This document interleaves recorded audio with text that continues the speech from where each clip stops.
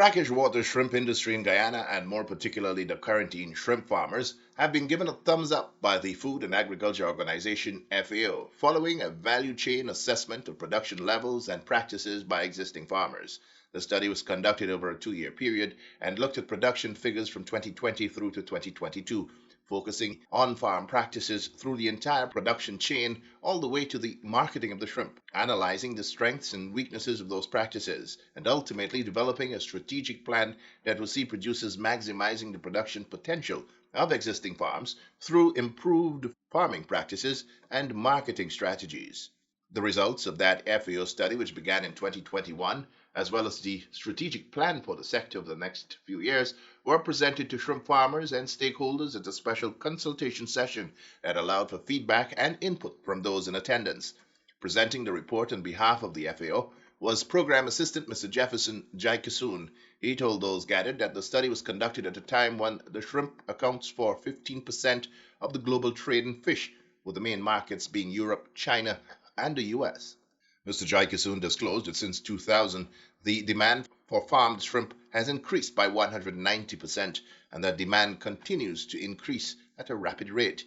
At the end of 2020, Guyana's shrimp farmers produced approximately 150,000 metric tons of brackish water shrimp for that year, but through an intervention by government, that production is now on track to meet a projected target of more than 500,000 tons of shrimp by year end. The interventions by government was in the form of providing excavators for the excavation of existing ponds and establishing proper drainage and inlet channels that allow for proper water management, and the impregnation of the ponds with shrimp larvae let in during the spring tides. The study by the FAO focused on the current farm practices of the shrimp farmers and the rest of the production value chain. The study found that currently there is a diversified market segment with good sale volumes, with clear indications of a strong and growing demand. The study also pointed to what it described as rudimentary marketing of the shrimp, with the emphasis currently on farm gate sales, that is, just catering to the usual buyers and passers-by. Local sales of brackish water shrimp account for 65% of sales, with the diaspora market accounting for the remainder. There was no formal exporter of shrimp on record. Production statistics reported by the FAO indicate that because of the interventions by government over the last year, there has been a massive increase in production, with a comparison of figures from January to December of 2021 and January and February of 2022, with almost 70% of the 2021 production being realized in just the first 2 months of this year. Agriculture Minister Zulfikar Mustafa has welcomed the report by the FAO, saying that it bears witness to the confidence government has placed in the local brackish water shrimp industry. Based on the brackish water shrimp, what we have done over the last 6 months, we try to expand the cultivation that are the ponds that the present farmer had in the rural areas. We wanted to expand it to see how much we can achieve in a period of time. So what we have found out, that the potential exists for us to increase this farm of the brackish water shrimp substantially. As it stands now, the farmers them are collecting or are getting the larvae free coming in from the ocean. They are not feeding these shrimp. The shrimp feed by themselves in the ponds. So going forward, if we have to develop this into a industry and make it a valuable industry, what we will do, and we plan to do, we plan to ensure that we do it in the most scientific way, where we will have, and as I said, that we are now having these hatchery. We are hoping that we can have these hatchery or post larva, but the post larva is not the problem, but the issue of the feed. We'll have to start to help them to get feed now for these shrimp, so it could grow more healthy. It could grow in a shorter period. And also at the end of the process, there are a number of persons now who are interested in setting up processing facilities. So we have one from WIM that are here I'm working with so that we can set up that facility, and we have other facilities. I am also in discussion with Mr. Pritipal Singh, who has a very modern processing plant, and I'm hoping that he can also purchase shrimp from the farmers there. So generally, from the beginning to the end, we'll have a better way of doing it, a more scientific way, a more hygienic way. The value chain will be increased in terms of how we do it. So what they were doing, they're just the basic things, and we try to improve it by that. I am hoping as the years goes by that we'll develop it into a proper industry. We'll develop it in a more, we'll wear it in a more scientific approach. As I said in previous interview, that we are looking at economy, the prawns industry, and like what we'll be doing in the prawns industry, likewise we'll be doing in the brackish water industry, because the brackish water in shrimp is in high demand in places like North America, the diaspora in North America, right here in Guyana. So it's very, very important that we develop it in a way that people will trust the system. People will trust the system to purchase it in terms of hygiene, in terms of healthiness of the product and things like that. And I want also to commend the FAO, because the FAO have carried out a study, and what we discovered a few months ago, the study proved it. It has proven right what the FAO came out with. And I trust the FAO's study, because the same FAO would have conducted that study for the catches of the fisher folks, the low catches that we've been experiencing. So I'm hoping that this year we'll continue the development of the brackish water shrimp. We'll be purchasing, as a matter of fact, in the aquaculture department, I will be purchasing 3 pieces of machinery for them. So they will have their own machinery to help develop these ponds. We'll be putting in new infrastructure, things like cokers, things like tubes, better drainage system, so that the ponds can be drained, the pond, and it wouldn't be year-round, it will be for a period of time, so we can resolve the area for a period of time. So all these things are in the pipeline. So hoping next year comes, we can have this form of production in a more scientific way, in a more hygienic way, and more production coming out of these people. The FAO has over the years proven an invaluable partner in all aspects of Guyana's agriculture development efforts and has provided critical technical support when required. Only recently, the FAO undertook a study to determine the cause of the decline in local catches and traditional fishing grounds within Guyana's waters, a report that was presented to government only recently. The most recent study of the value chain of Guyana's brackish water shrimp industry comes as the industry is poised for a massive expansion of production. The findings of that study points to an industry that, while basic in its production and marketing methods, can be revolutionized, utilizing the same space but transitioning to a more semi-intensive form of farming, realizing more production through improved farm practices. In presenting the findings of the study, FAO's program assistant, Mr. Jefferson Jaikesoon, told the shrimp farmers present that a critical aspect of the value chain is missing in their production system, and that is processing, which he stressed can add to the earning potential of the particular farm.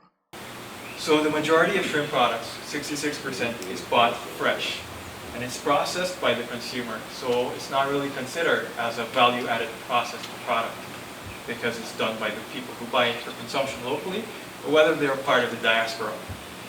Processing, as I mentioned, involves washing the shelling, putting it on ice, or maybe just selling it as it is in the market. You know what I'm talking about, right? You go to the market, yeah, and you see that happening there. Port Morant Rose Hall, yes, that's where you can go get your brackish water shrimp. So processing is done by a small number of small units. So you go to these markets and you see that. I'm a Barbician, I know this firsthand. So this is not somebody from Georgetown telling you this. I know this firsthand, and that's how it happens. Most of the people who process in the informal way, they do it at their homes. My mom, she goes to Port Morant every week. She buys, she takes it back home, she processes. But not really. It calls into question, though, the sanitation standards. If we are to market this to, let's say, external markets, they demand they have a certain requirement, criteria that is set and standardized. There are protocols which suppliers must meet before they're gained entry and access to those markets. So this is can be considered a weakness of our value processing or value addition side of the value chain, the entire value chain, and it's variable. I won't cast a wide net and says it's not sanitary. Some people do take precaution in all the standard processes that they know of and employ it to make their product as potable as possible. It's rudimentary and basic. Don't need to hone on that point. I think I've emphasized it enough. We can improve that aspect of the value chain. What we noted from our analysis and our assessment, though, is that if there's the possibility to establish a large-scale processing plant in the vicinity of where production exists in Region 6, that could perhaps inspire more of you to process, other than my two friends here, considering if you're a producer still. I know that there has been a processing plant established on the east coast of Demerara. I'm not certain where. My colleagues in the ministry could probably confirm that. What hinders access to is transportation to the location of production to that processing plant. So there's an opportunity there for growth and development of the value chain if we're able to perhaps erect maybe a little facility closer, a large-scale actually facility closer to the source of production. It should be noted that with regard to the establishment of large-scale processing facilities in Region 6, at least two of the larger shrimp farmers in the region have signaled their intention to establish these facilities before the end of the year.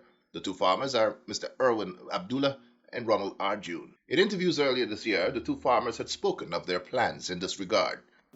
I'm exploring the possibility. I've already engaged someone to move ahead in terms of branding, having our logo, having our shrimp exposed on the international market. We will be patenting our brand, and we're preparing right now to export shrimp to North America and Canada. And what we are going to do is in time, right here behind me, we're in preparation. We will be establishing the area for our processing, and we are looking at the type of machinery that we need because of the volume of shrimp we expect. And we did produce a very massive amount of shrimp in the past. We are planning to process, to package, and to export to the North American market. My main objective is a processing plant along with a complete package. It have to be a feed factory so that I could able to recycle my waste, so it will be a value added towards the company, and it will definitely be more benefits, so because we have to source feed from other country and ingredients, and if we could able to recycle our own waste here and put it into feed, it is definitely going to create an impact. It's going to boost the farm. It's going to help in every area. Okay, I will be offering processed product like shrimp, swamp shrimp, prawns, and I'm in a line to do some tiger prawns also. Along those accompanied with curryman, mullet, basha, snook, hassa also. So I am thinking about fresh, season, and very soon food like harvest from the pond. People make a order what they want and you prepare it as a meal for them. So it will be a full cycle as a whole. From the farm to get it cleaned up, to process it and put it into food. So we're talking about from the beginning to the ending. So people could look at the farm, say they want some shrimp or some fish to eat, and by the time they take a little look around, or so you could prepare the food, whatever they choose, and prepare and give them into food. In addition to its study of the value chain of brackish water shrimp farming in Guyana, the FAO also included in its considerations a strategy to negate the existing weaknesses found to exist within the production system here. These included the transition to semi or fully intensive forms of shrimp farming, one that relies less on wild-caught shrimp larvae and instead a reliable source of specific breeds of shrimp larvae, incorporating a feeding program for the shrimp which will be somewhat more costly but will result in faster growth and greater production. The study, however, noted that there is a need for local production of feed for the aquaculture industry, as current import costs for the commodity is high and still climbing. In consideration of farming for an export market, farmers were urged to diversify their current shrimp variety, with consideration being given to the cultivation of the white-leg prawns, which form 83% of the global market demand. The FAO study has now spawned the brackish water shrimp strategic plan, 4 strategic areas of interventions by government and local farmers over the next 3 years. This is to promote the transition of shrimp farmers to more efficient production systems, support industry expansion through multi-species diversification, strengthen linkages along the value chain to improve competitiveness in local and export markets, and strengthen the support and enabling environments for better value chain coordination. These proposed interventions will see the establishment of a pilot aquaculture field school in Region 6, partnerships with private hatcheries, and the provision of technical support for sustainable stock supply, the conduct of research into the production and use of artificial feed matter. The strategic plan has also called for legislative interventions by way of strengthening the legislative and regulatory framework of the industry that will guide its evolution into a more productive and internationally compliant sector of the local economy. Speaking to shrimp farmers during the presentation of the FAO findings and recommendations, Fisheries Officer Mr. Dennis David, in his presentation on the strategic plan, said one of the first measures will be to demonstrate to shrimp farmers the value of the recommended shift to the semi-intensive form of farming. As Jeff would have mentioned, your farming practice as it is, it's somewhat extensive. That is, you do not have much intervention. That is to say that you do not feed, you do not source larvae from somewhere else. You just do basic stuff. And so one of the first and the major strategic area is to promote the transition of shrimp farmers to a more efficient production system, which is a semi-intensive production system. And how can we achieve this particular strategic strategy is to demonstrate the efficiency of a semi-intensive system for the brackish water shrimp farmers. And so farmers can be encouraged to adopt this type of farming practice. And that can be done through identifying appropriate semi-intensive production techniques to farmers and through the establishment of a demonstration farm. And in this demonstration farm, it will basically show a comprehensive semi-intensive system to all the stakeholders how it's been done. And also to run a farmer field training, so we can use that to train farmers as to how to engage in semi-intensive practice farming. And then also to establish a pilot aquaculture field school in the region, that's in Region 6, to provide training on semi-intensive productive practices among other modules. Under the same strategic area 1, we're also looking to, or the strategic plan is looking to have improve access to input support, development of a semi-intensive production system. Inputs are considered to be things like feed, are considered to be things like larvae, are considered to be things that you basically need to get started, to get the farming started. So through the development, or through develop partnership rather, with private hatcheries and provide technical support for sustainable stock supply of multiple species, including shrimp larvae. Also to establish a government-operated hatchery to provide stock of multiple species to farmers in the production zone. The Ministry of Agriculture Fisheries Department is currently working on identifying the farm to be used as the demonstration farm, as efforts begin on meeting the timeline set under the strategic plan.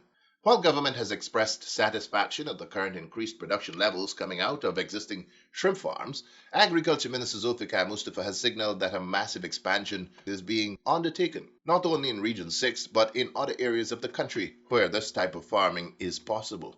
We are looking to do massive shrimp project in Region 6 and other parts of the country. As a matter of fact, we are looking to develop almost 2,000 acres of prawns production in Region 6. This will be a big, massive project for us. We know for a number of countries have been exporting aquaculture product, especially shrimp, these prawn shrimp. And we see a number of Latin American country and Asian country have been producing these species of shrimp. So what we'll be doing shortly, we are looking to develop almost 2,000 acres of land on the quarantine by the farmer sugar land up the quarantine, so that we can start a project there to start produce prawns and for export. I know countries like Ecuador have been doing it very, very successfully. Places like Thailand, Vietnam, those areas, and we are looking at that. We already have been teaming up with the private investor, to get the larva, and also we are working with a consultant who is working with us to develop this project. So this will be a massive project. Will create a lot of jobs up on the quarantine, and at the same time bring in a lot of revenue into the country. So as a country, as the Vice President rightly said at his outreach yesterday, that we are not depending on oil and gas alone. We are using the oil and gas funds to develop other sectors and diversify in the agriculture sector in our country. And we are seeing the forms now that agriculture is taking in Guyana in terms of moving the country forward. Speaking after the end of the FAO presentation on its findings on the assessment of the local brackish water shrimp farming value chain, Chairman of the East Berbice Aquaculture Cooperative Society, Mr. Sudat Prasad, said his association is heartened at the findings of the study and recommendations on the way forward. The workshop today that was conducted